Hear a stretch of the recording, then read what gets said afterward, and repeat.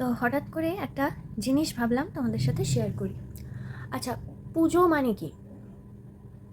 পুজো মানে ঠাকুর দেখা, প্যান্ডেল হপিং, রাত জেগে বন্ধু বান্ধবদের সাথে আড্ডা, নিজের মনের মানুষদের সাথে ঘোরাফেরা, খাওয়া দাওয়া। কিন্তু যত বড় হচ্ছি, আমার কাছে পুজোর ডেফিনেশনটা একটু পাল্টে যাচ্ছে। আজ আর মনে হয় না সেই সকাল 9টা থেকে রাত 9টা পর্যন্ত ঘুরে ঘুরে উত্তর থেকে দক্ষিণ, পূর্ব থেকে পশ্চিম, মধ্য কলকাতা যত ঠাকুর আছে দেখি। বন্ধুদের সাথে আড্ডা মারতে ইচ্ছা করে, কিন্তু একটা সময়ের পর মনে হয় বাড়ি চলে যাই। যত বড় হচ্ছি এটা বুঝেছি, পুজোর ডেফিনেশনটা আস্তে আস্তে পাল্টায়। পুজো মানে ঠাকুর দেখা সেখানে অবশ্যই থাকবে, কিন্তু তার সাথেও যেটা থাকবে সেটা নিজের কাছের মানুষগুলো, সর্বোপরি বাবা মা। যত দিন যাচ্ছে না, একটা ভয় ভীষণভাবে তাড়া করে বেড়ায়, বাবা মার বয়স হচ্ছে।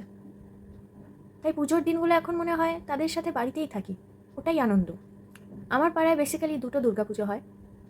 মনে হয় ওই মায়ের সাথে যে অঞ্জলি দিতে যাই, বা ওইটুকু যেটুকু পুজোর গান, মন্ত্র মাইকের থ্রু দিয়ে কানে যাচ্ছে, সেটাই বেস্ট।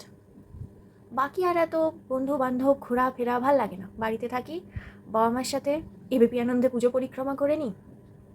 আর কিছু ভালো মন্দ খেতে ইচ্ছা করলে অবশ্যই বাইরে থেকে অর্ডার করি, কিংবা নিজে চেষ্টা করা যে নিজে তাদের পছন্দের একটা জিনিস যদি করে খাওয়ানো যায়। আস্তে আস্তে বুঝেছি উৎসব, পুজো যা কিছুই ততক্ষণই ভালো লাগে যতক্ষণ নিজের কাছের মানুষগুলো তোমার কাছে থাকে। তাই যতটা পারছো তাদেরকে সময় দাও। জীবনটা খুব ছোট।